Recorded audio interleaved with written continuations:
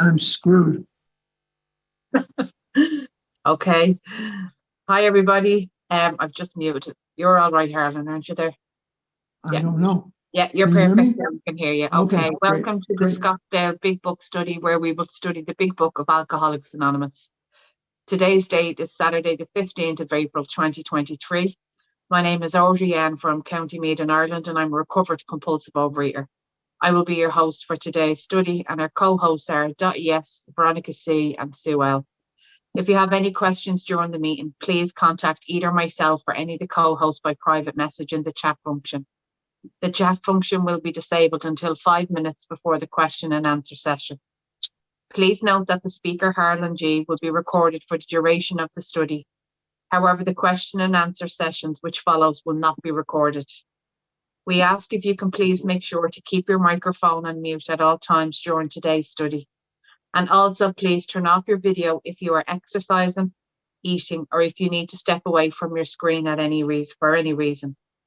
During the meeting, we will post the link to our 7th tradition. The money goes towards the cost of our Zoom account, the cost of uploading the recordings, and we also send contributions to the Intergroup, Arizona Serenity in the Desert Intergroup, and also World Service Organization. We will post a link to the previous week's recording, and they're available by clicking on the link posted in the chat function. And I will now hand you over to Harlan G, who is with us from Akron Heights in Illinois today. Thanks, Harlan. Hi, thank you. I'm in Arlington Heights, Illinois. I'm about a block from Poop Park, which is a famous landmark in Arlington Heights, Illinois. Poop Park is a great piece of real estate in downtown Arlington Heights that is completely owned by dogs doing their business on it. So that is quite the site, is Poop Park. Anyway, I'm really glad to be here this morning. It's nice to be in the greater Chicagoland area, and really excited. We are talking about the promises, and we are in the promises, and we are going to discuss this morning the promise that we are up to, which is fear of people and of economic insecurity will leave us. And of all the promises, these are probably the ones that are the most sensitive to most people. I know they are the most sensitive to me. I grew up in a family that was chaotic at best. My mother, my father fought constantly. My father was not a businessman. We were one flat tire away from homelessness throughout most of our lives. If it wasn't for his Social Security and my mother's disability, I don't know how we would have functioned. I was lucky enough to live in an area where there were affluent families. I was lucky enough to live in an area where I made wonderful friends, but life in my home was extremely tenuous at best. I was conscious of things at an early age that I should not have been conscious of. What I was conscious of very specifically is that we were in dire financial straits. And even though I vowed that that would never happen to me, what happened to me was I'm not as bad off as my parents. I'm not one flat tire away from homelessness, but not by any stretch of the imagination. But I wish that I could retire. I wish that I had a better financial life. I wish for a lot of things that we all wish for, Growing up, I knew inherently that things in my house were not normal. My house wasn't normal. My family, such as it was, me, my mom, and my dad were not normal. There was a lot of shame involved. There was a lot of pain involved. And there was a lot of fear involved. And it seemed to me that my life could not, did not, would not, and never would match up to what I saw in the homes of the friends that I went to play with. It just never seemed to match up at any level. They had things, my father drove a 10, 15-year-old car that was always breaking down. They had brand new cars and brand new this and brand new that. It always seemed that I compared and despaired when I would look at my friends and how their parents did as opposed to how I did. And it gave me a lot of shame. What else happened in my life? The other very, very mitigating factor in my life was I was a scared kid for those reasons, but I was also a scared kid because I was open game for anybody with a criticism. When you are a fat kid, you are open game for anybody with a wisecrack.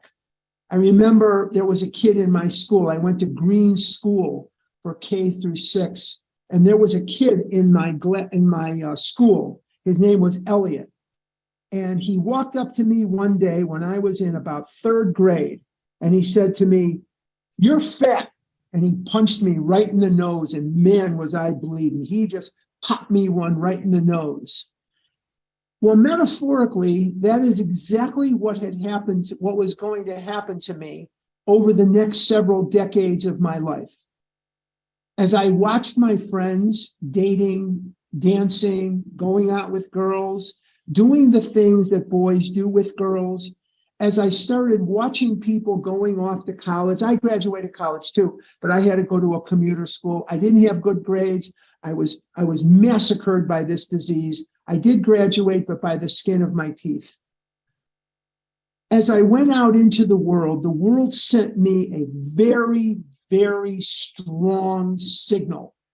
And the signal that it sent me was, as a fat boy, as a fat person, you are absolutely unacceptable at any level. If we were in ancient India and there was a caste system, I would have been an untouchable. I was ostracized by anybody and everybody that you could think of. And whenever somebody starts a sentence with, "I hope I don't insult you," or they start a sentence with, "Don't take offense to this, but," or they start a sentence with all due respect, my blood runs cold and the hair on the back of my neck stands up, because I know that as much as people say, "I don't mean to hurt your feelings, but I am going to get my feelings hurt." And it seemed to me at a very early age, for the reasons that I just told you, and many other reasons that I just told you, I found myself emotionally looking at life through a fence. And they were all out in the distance, and they were doing the things that they did, and I could not join in any of the reindeer games. I just could not join in any of the reindeer games. I played a lot of baseball in the neighborhood, but I wanted to be better. I wanted to be a base runner. I wanted to be a good fielder. I wanted to make the team. I wanted to be that baseball player. Couldn't be that baseball player. Too fat, couldn't even fit in the uniform. I wanted to do things with my life. I had planned a very, very different life than what you see me living today. My life is good. My life is bountiful. I have friends. I have all kinds of things in my life that are just fantastic. However, I still have to pay the price for the mistakes I made. I still have to pay the price for everything that happened to me and the things that I missed out on. And I pay that price every single day of my life. The things that I missed out on, the things that I couldn't do, I lack those experiences that other men, other people have today. Trust me when I tell you, I am still paying a very, very hefty price for what happened in my life. I looked at the world, and the world scared me to death. And one of the unfortunate things in my life was that my parents were unable to really discipline me. My mother was mentally ill. My mother was physically not able to do anything. My dad could not mete out any discipline. My dad was 54 years old on the day that I was born. By the time I entered kindergarten, he was 60. By the time I entered eighth grade, by the time I was freshman in high school, when I was a freshman at Mather High School, my father was as old then as I am today, and I'm about to be 69 years old. My dad was not one generation in front of me. My dad was two generations in front of me. He was older than many of the grandparents of my friends. I couldn't have a worse situation. No discipline, eating what I want, doing what I want, and the draconian discipline, the draconian penalties that the world meted out on me were more than I knew what to do with. And so what I did was I recoiled. I recoiled as if from a hot flame, and I became a quitter. I became someone who just when faced with challenges was a quitter. I became a person that didn't want to live in this world. I became a person who saw no point to living in this world. I saw no point to it. Why was I going to live in this world? So I could be a fatso? Why was I going to live in this world? So that I could exist for you to make fun of me? So I could exist alone? And the physical pain and the emotional torture of this disease wreaked havoc in my life. And sometimes, when I think back on what I don't have in terms of money compared to my friends, when I think back on what I don't know about women, about life, about different things, my lessons were very different lessons. But what I missed out on would fill 10 libraries. I'm actually in a library now, so that's why I was thinking about a library, but it would fill 10 libraries. But what I did get was an education, and I got a very different kind of education. But people scared me to death.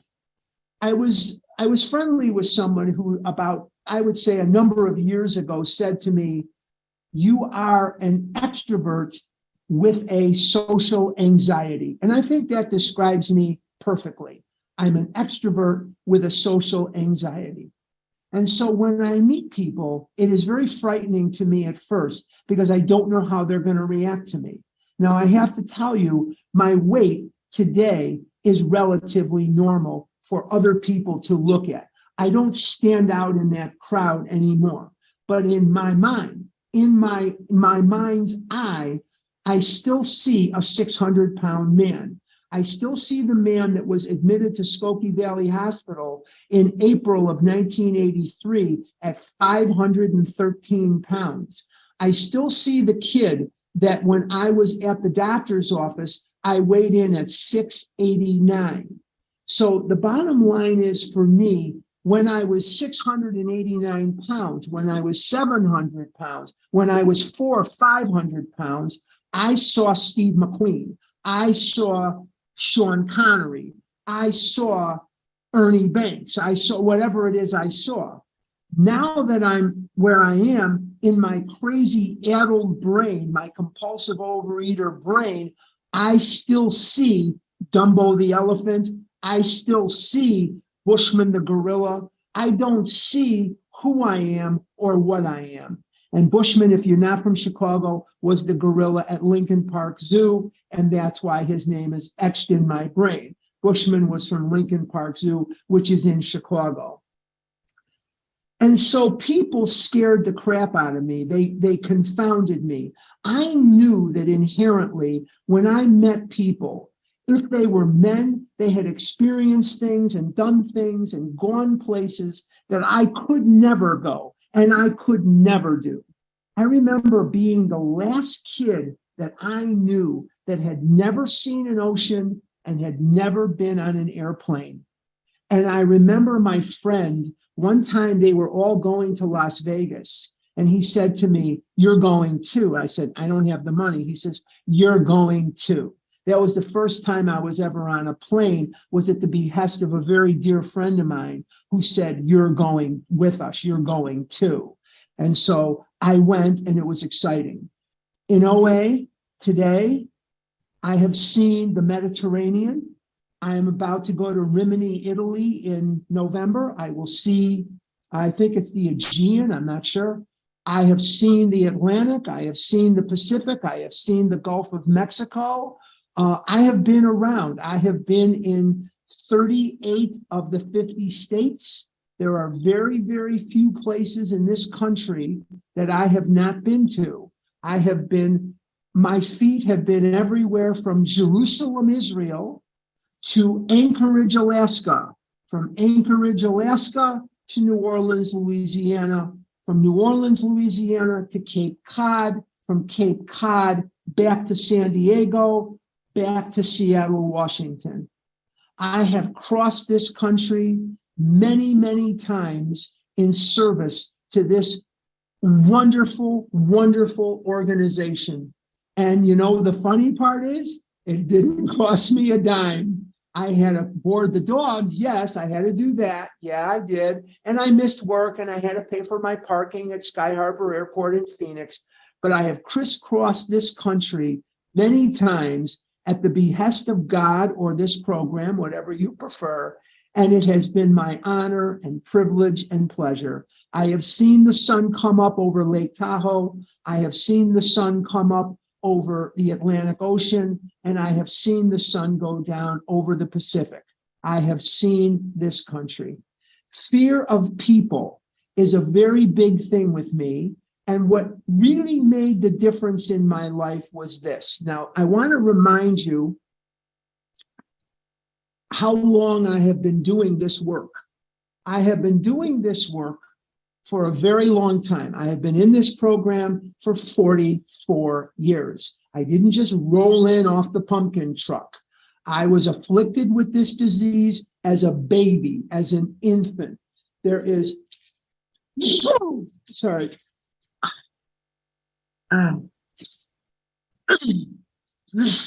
Sorry.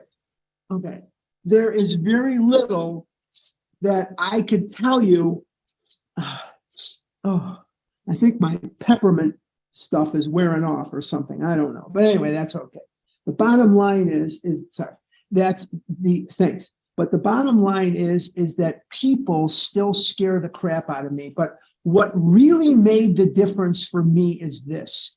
After going through this paralyzing fear for so long in my life, it petrified me that somebody was going to criticize me. It petrified me that somebody was going to reject me. It petrified me that somebody was going to make fun of me or not like me. I wanted everybody to like me. Well, here's the reality of the situation. Nobody likes everybody. I'm going to say that again because it's key to what I'm about to point out. Nobody likes everybody. So if the truth be known, there were people I wasn't crazy about. Didn't mean I didn't love them. Didn't mean I didn't cherish them. Didn't mean I didn't value them. But it just meant that when I'm hanging out on a Saturday night, I may not want to be with that person. I may want to be with someone else. Now, the reality is I wanted everybody to like me, but I didn't like everybody. And my fear of people is rooted in my compare and despair. And where is that rooted? In fear and in ego. I am so wonderful. Everybody needs to love me. And if there was a day in my disease, a day where everybody in the world it was Love Harlan Day. Love Harlan Day. Everybody was wearing a t-shirt that says, I love Harlan. And everybody was carrying a sign, I love Harlan. And cab drivers and cops and firemen and doctors and lawyers, I love Harlan. I love Harlan. But there was a guy in outer frickin' Mongolia who didn't have a sign and he didn't have a t-shirt. And he said, I don't even like Harlan. I would go to outer Mongolia on the next plane and I would turn him around. I would do whatever it took to turn him around. And if I knew you were upset with me and I knew you didn't like me, I couldn't sleep through the night. Here's the key. Now, remember, I've been around here a long time, and I pointed that out for a reason. The reason that I pointed that out is if you're brand new, you may not be at this place yet, but here's the place I'm going to describe for you. When you first come into Overeaters Anonymous, whether you're on the anorexic side, the bulimic side, or the obese side, the compulsive overeating side, the first while that you're here is don't eat, go to meetings. Don't eat, go to meetings. Don't eat, call your sponsor. And that's as it should be for a while.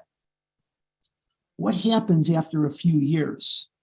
You start to realize that areas of your life that you didn't know were sick are getting healed. Areas of my life that I didn't know were destroyed were getting healed. And so what happened to me was I became, after working a lot of steps, emancipated from the bondage of having to have everybody like me. Now, what we study about in step 3, what we talk about every single day, and this is part of my morning routine, it says here that the first requirement is that we be convinced that any life run on self-will can hardly be a success. On that basis, we are almost always in collision with something or somebody, even though our motives are good. I'm reading from page 60. Most people try to live by self-propulsion. Each person is like an actor who wants to run the whole show, is forever trying to arrange the lights, the ballet, the scenery, and the rest of the players in his own way. If his arrangements would only stay put, if only people would do as he wished, the show would be great. Everybody, including himself, would be pleased. Life would be wonderful. Let's stop right there. Let's take a look at what we just read and plug it into this promise. Fear of people. Fear of people. I can live with the fact that you may not like me. I can live with that because I have been emancipated from that through the working of the steps, and I am okay with that. Now, if I have done you wrong, I want to make amends for that. If I have harmed you, I want to make amends for that. But what I don't do today is try to control every human being's emotions as they relate to me, and nobody is going to control my emotions as it relates to them. Oh boy. Sorry. Okay. Sorry about that. Okay. So now what I have is I have a program, and I have a very specific instruction in the program. And the instruction that I have from this program is that God is the director, that he is the father. I am his children. I am one of his children. He is the principal. I am the agent. He is going to decide. He will make the decision who's in my life. I have to do certain things. Absolutely, yes. No question about it. I have to suit up, show up, and mostly shut up. Yes, God is going to be the director. He will filter people. He will usher people into my life, some for a season, some for a reason, some forever. But he will usher people in and out of my life. He will usher me into the lives of other people. He will make the decisions for me. Now, do I want to lose certain people in my life? No, I don't. Love them, want them around. That's not my decision. That's not my decision. So what I'm going to do is show up, suit up, and shut up.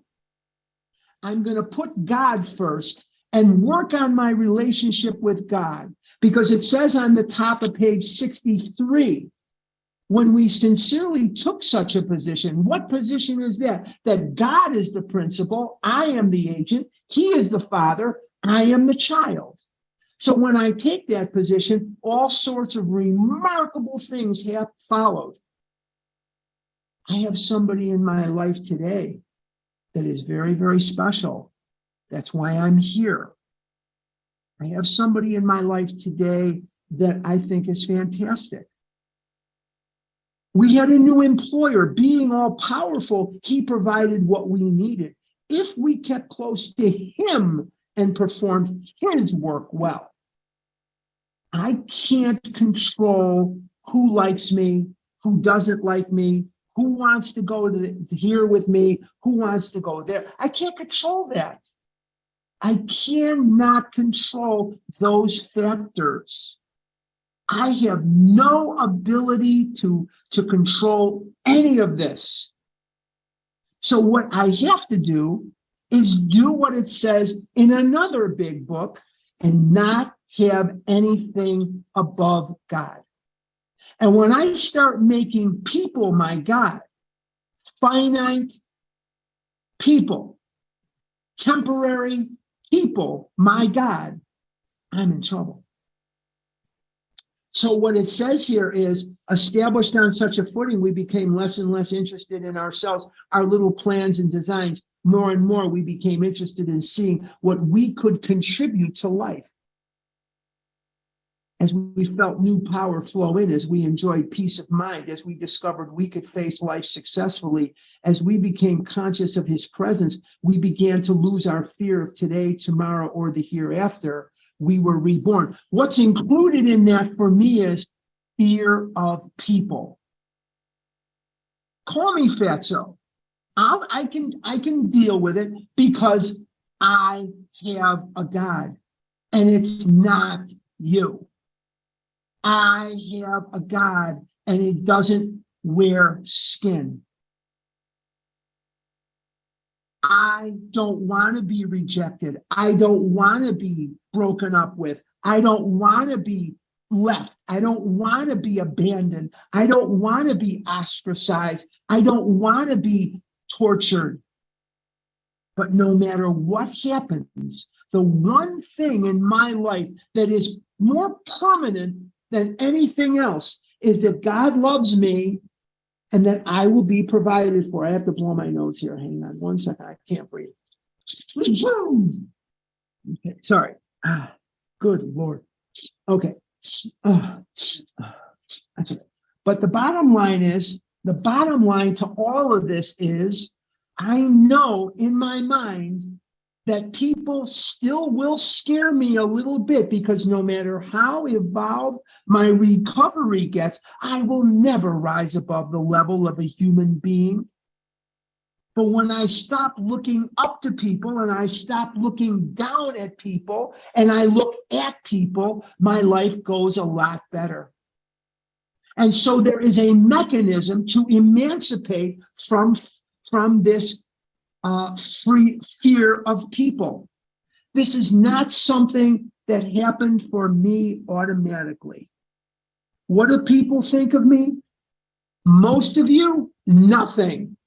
And that's something that's very hard for people to get over. You see, a lot of times I've taken fifth steps, hundreds of fifth steps over the years, mostly for men, but sometimes women. And there's no difference.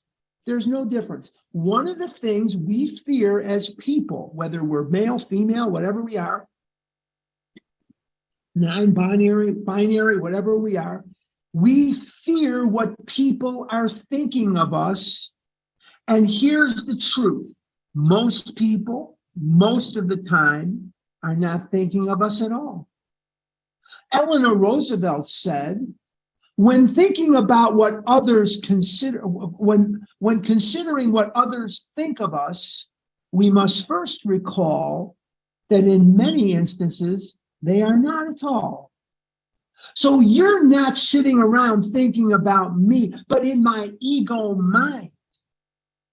In my mind that has an ego, that has crazy self-involvement, self-seeking, selfishness, you're thinking about me all the time. Because if I'm thinking about me all the time, my projective mechanism says, you're thinking about me too. And the truth is, you're not. Nor am I sitting around thinking about you most of the time. And so fear of people is healed in my life, not permanently, not permanently. I have to work at it. But I don't fear them like I used to. And lo and behold, the opposite of what I thought was going to happen happened. I thought that if people stopped making fun of me, I'd lose weight. I lost weight and they stopped making fun of me. Now, sometimes my friends will bust my chops, no question. Sometimes I bust their chops, no question. No question. None of us are immune to that. And I don't want to be immune to that. I love my friends and you know, that's just life. You know, I bust your chops, you bust my chops. So just a little bit, that's fine. That's okay. But I don't have to sit here and fear you. Fear of people. I'm a human being. Here I am. Here I come, world. When I was a little boy, there was a TV program called Good Morning World about two disc jockeys from the 60s. Nobody even sees it anymore. Good Morning World. And sometimes I want to just say, Good morning, world. Here I am with all my scars and all my inefficiencies and all of my defects and all the things that I wish were different about me. Here I am. Reject me, accept me, do what you will. I'm not here for your approval. I'm here to love you. But if you disapprove of me and you don't like me, I'm not going to lose one wink of sleep. Okay. And of economic insecurity. Fear of people and of economic insecurity will leave us. And this is the number one fear that I've had. I know I'm the only one. I know there's nobody here. I don't know how many of you are here today because I'm not on my computer. I can't really see. But the bottom line is there's a lot of you. And the bottom line is fear of economic insecurity will leave us. I'm the only one that fears that. Now, I didn't do as good as most of my friends, some of my friends. I did better than some, not as good as others. And sometimes I beat myself, like I have, about not doing as well as I could. And sometimes I just want to scream at myself because I should be retired. I should be able to travel. I should be able to go here. I should be able to drive this kind of car or that kind of car. But you know what? My bills are paid. I have a reserve. I have a house. And I live in Scottsdale, Arizona. And every day that I wake up, my house goes up in value and up in value and up in value. 300 people a day move to Maricopa County, Arizona. We are the largest growth county in the world. So every day my house is worth more, and I own more of it. What a lucky guy I am to be alive with no debt. No debt. I don't even carry credit card debt. I don't have any debt except for my mortgage. Paid cash for the car. Paid cash for the car. Pay all my bills on time. I have a credit card. It may as well be a debit card because when the bill comes in, I pay it in its entirety. Now, I will say this. I am disciplined. I do not go out and spend money that I don't have. I don't recklessly spend money. I make sure that I live according to my means. And every year, I make a little bit more than I spend. Some years are better than others because I'm in sales. Some years are better than others. But did I bring that about? No. What God did was he took my lack of training. He saw that I was selling on the phone in a dying industry. I'm in a dying industry and I'm still paying my bills. I had a conversation a week or two ago with one of my friends in Chicago, and he called me up and he says, "It's just us. We're the only ones left." And I said, "Yeah, we're the only ones crazy enough to, we are the only owners of one of these businesses that is still open. All the other owners of these businesses are dead except me and my friend Dan in Chicago. We're the only ones of the original owners left. So it's kind of funny to think that he and I are the sole survivors. It's pretty amazing to think about that. Now, I'm not a rich man. There's things I can't do. There's things most of you can't do. I wish that I had a little more economic freedom. I wish I didn't have to work, quite frankly. But you know what? I don't kill myself. I work a 4 or 5 hour day, 6 hours, whatever it is. Hold on. Sorry. That's about as much as I can be on the phone. I do get distracted at times. Okay, sue me, but my bills are paid. Would I like to be richer? Who wouldn't? Show of hands, who wouldn't want to have a little more money or a lot more money than we currently have?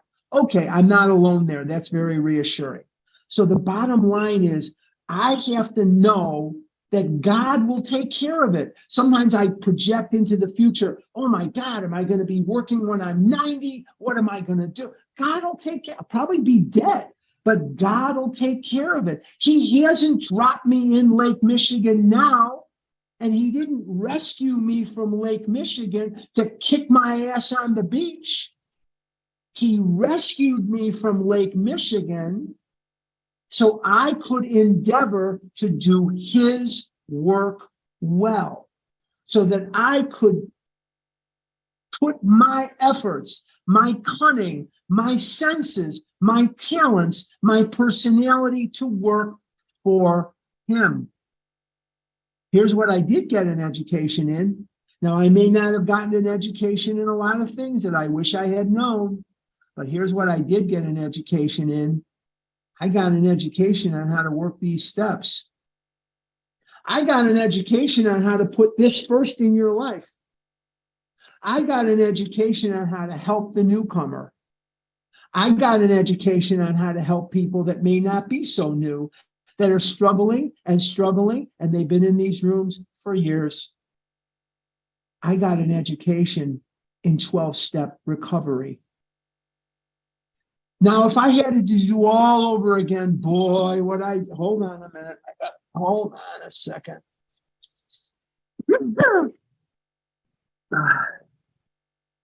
Oh. Okay.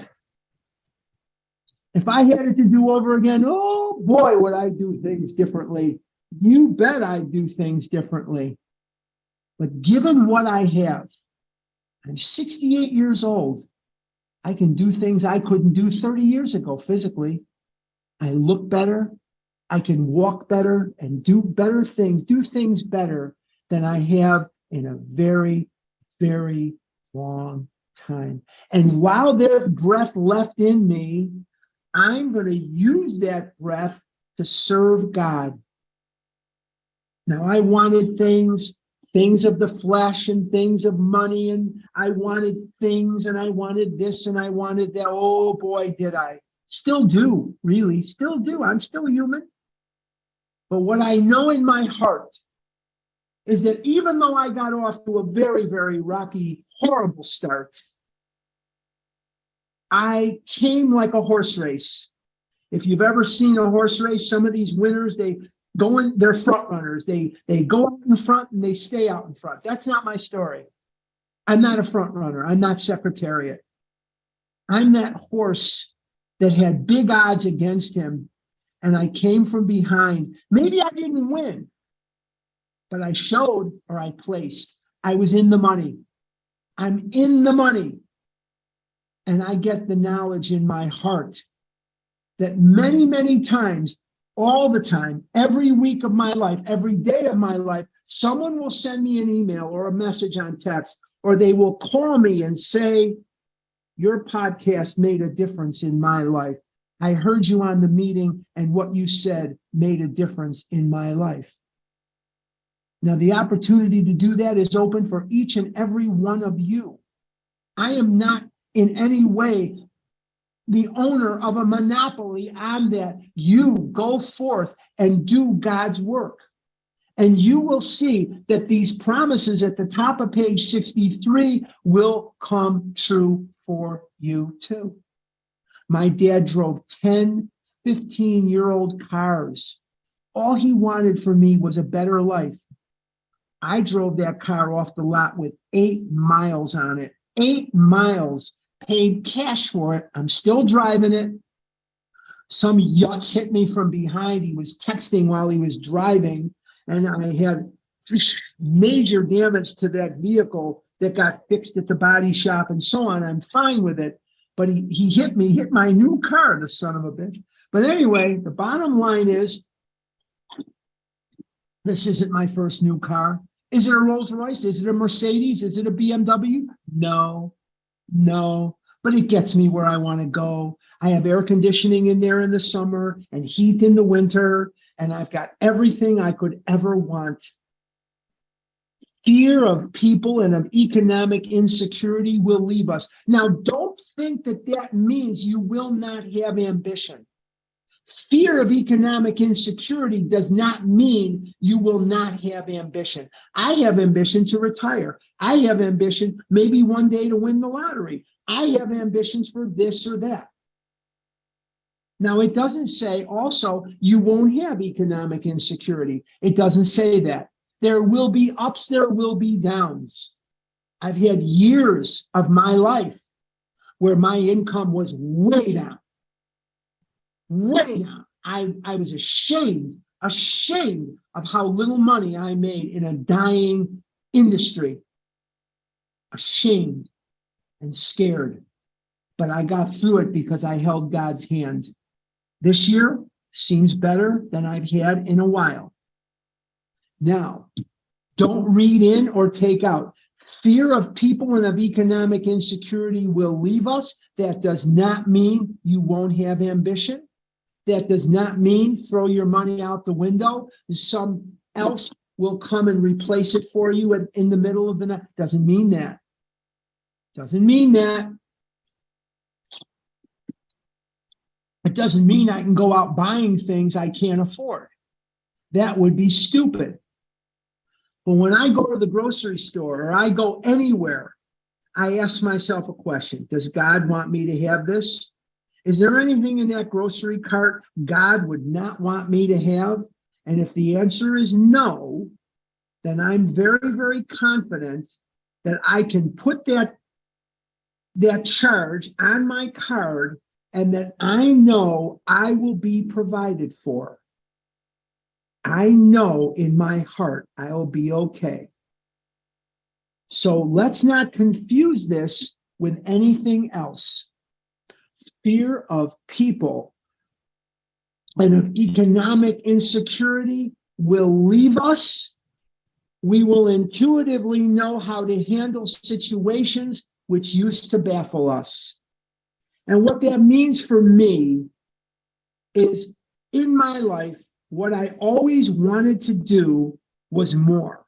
I'll do this, I'll say this, I'll go here, I'll go there. I'll put my hands on something, and in putting my hands on something, I will fix it.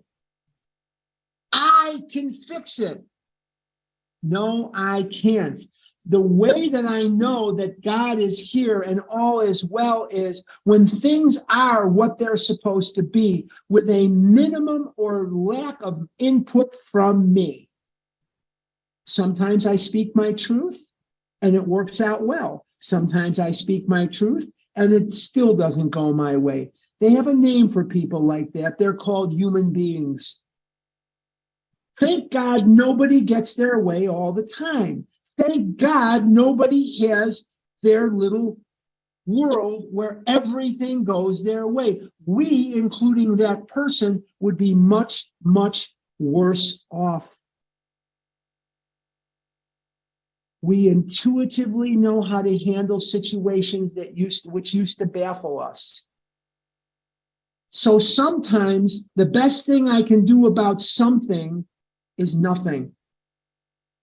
And sometimes the best thing I can do about something is something. But I ask God for direction. And when I don't, I notice that my life does not get better, it gets worse. My life does not get better, when I go off half-cocked and try to enlist other people to say, go over and talk to this guy, go over and do this, or I'm going to do this, or no, no, no, no, no, no, no, no, no, no. And whatever happens, I know there is a God, and it is clearly not me. And what are some of the things that I could use as an example about situations that used to baffle us? How am I going to work this program? Stop trying to figure it out. How am I going to make this person stay with me? Stop trying to figure it out. Speak your truth, and they're either going to or they're not. How am I going to put the food down? Put it down. Stop thinking, stop overthinking, and put the food down. How am I going to find a sponsor? By putting yourself out there. Stop calling me to find you a sponsor. Would you call me if you were going out someplace to a wedding and ask me what size you should wear or what kind of clothing you should wear? But you call me and say, who should I get to sponsor me? How should I know? I don't know what works for you. But here's what I can tell you. If you put yourself out there, God will bring that into your life. God's not stupid. He knows what you need. You got to put yourself out there. You have to make your name out there. You have to make your name known that you need a sponsor. We have many situations that are very, very baffling. And so many of those situations are beyond my comprehension. We will suddenly realize that God is doing for us what we could not do for ourselves. I'm here in Arlington Heights to visit somebody that I adore. I'm here in Arlington Heights for reasons that I could never see in a million years not long ago. I don't know what the future holds. Not for me, not for this person, not for anyone. But I do know that when I think about being here and why I'm here, it blows my mind.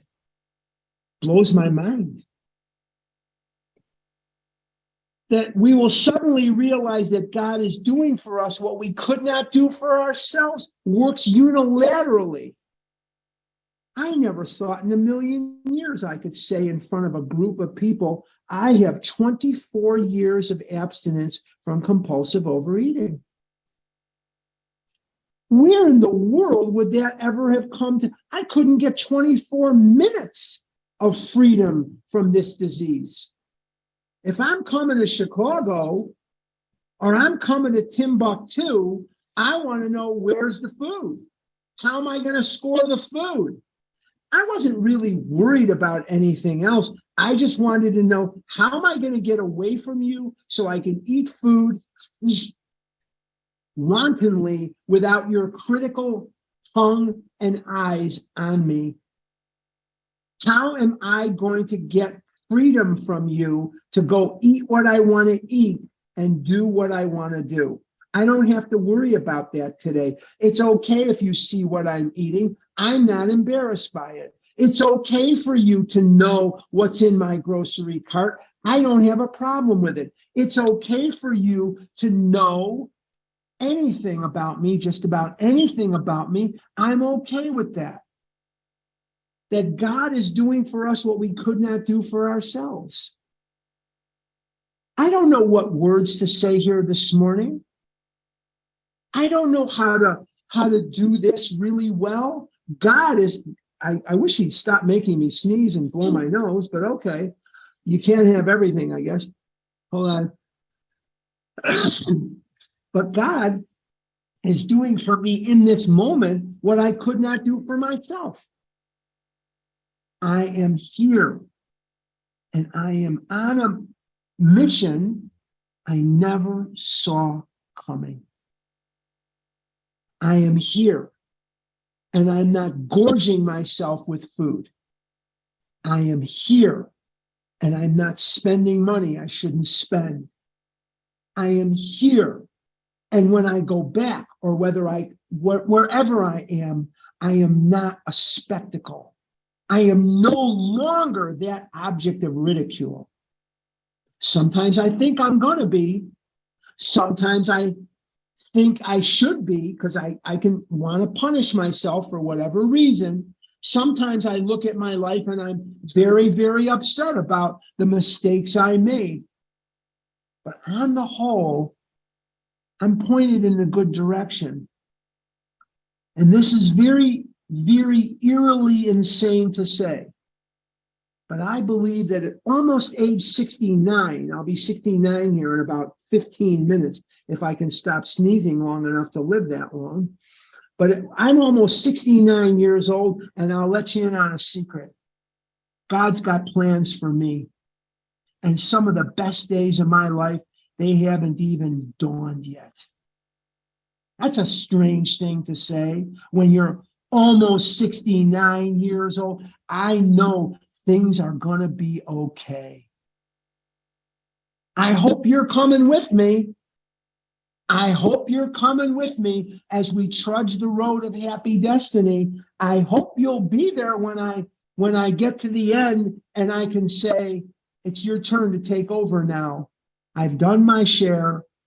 It's your turn now. Because there's going to be newcomers and not so newcomers, and they're going to keep coming and coming and coming, hopefully. So we look at our lives and we suddenly realize God is doing for us what we could not do for ourselves. Are these extravagant promises? We think not. They are being fulfilled among us, sometimes quickly, sometimes slowly. They will always materialize if we work for them. Not if I sit on my ass and hope for the best. Sometimes that works. But what I just got through saying to you is sometimes the best thing I can do about something is nothing. But when I work for them, that means while that gestation period is happening, while the gestation period is occurring, I better call so-and-so and see how he's doing. I better work my steps. I better take a lesson from Bill Wilson, who said, when all other measures fail, work with another alcoholic will save the day. I better look at the Oxford Group influence on this book when it says on page 77, this is pure Oxford Group, not me blowing my nose, but okay, pure Oxford Group on page 77, when it says our real purpose is to fit ourselves to be of maximum service to God and the people about us. Our real purpose is to fit ourselves to be of maximum service to God and the people about us. That is an Italian salute to the Oxford Group by Bill Wilson, because Bill Wilson came under fire from the Oxford Group for not recruiting Wall Street guys. And he said, God has inspired me to help drunks. And they said, screw the drunks. We want guys from Wall Street. Why? The guys from Wall Street had what? They had money, and the drunks did not. And the Oxford Group people said, you're not being maximum. We challenge you to be more maximum. Maximum was an expression of the Oxford Group that meant you were serving God to the best of your ability. So he put in the big book, my real purpose is to be of maximum service to God and the people about us. And what is this book about? It is not about the Wall Street guys. It's about helping drunks. We all remember Bill Wilson. And Bill Wilson will be remembered 50,000 years from now. Can any of you tell me about 50 guys in the Oxford Group? I bet you can't, because Bill Wilson's deeds achieved an instant immortality, and the sun never goes down. on what Bill Wilson and Jim Willis, who founded Gamblers Anonymous, and Roseanne Scholar, who founded Overeaters Anonymous, the sun never sets on the work that these people did. And every one of us is a small portion of the generations yet unborn, thousands of generations yet unborn that will reap the benefits of this program. Now, Bill Wilson started out as a very, very, very, very, very up against it guy financially. It was the Depression. He wasn't doing well, but he did well at the end of his life. I'm hoping to duplicate what he did. So we have promises all over this book. And yet these are the promises that are most prominent in our teaching. So we have a situation whereby these promises are coming true. And they will not come true if I don't work for them. And they will come true if I do. And so what we have here, can I borrow your pen? What we have here, thanks. What we have here is a situation where we're challenged. And the challenge is, do your work and watch God. Walk to God. He'll run to you. Walk to God. He'll run to you. Help others. You'll see miracles like you cannot believe.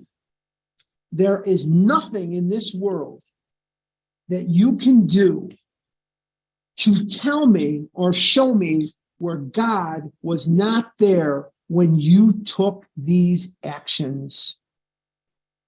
Maybe it wasn't the result you wanted. Join the club. Maybe it wasn't exactly the way you wanted it or the timing that you most wanted. Maybe join the club. But what I can tell each and every one of us is that these promises will come true if we work for them. Very, very wonderful promises. Okay. I am going to be in Silicon Valley next Saturday. You guys will have 2 fantastic speakers. You will have 2 speakers that are going to knock your socks off. Make sure your socks aren't on too tight because you're going to have them knocked off. I promise you, don't skip next week. I will be back the week after. I am going to Rimini, Italy in November, the 17th, 18th, and 19th. Maybe some of you can come, I don't know. And there is some chance that the Dublin group will put something together the week before so I can knock out Dublin and Italy, boom, boom, in 2 consecutive weeks. That would be interesting too. Maria will keep us informed as to that possibility. Before I turn it over to whomever, I just want to remind you, number 1, if you asked a question last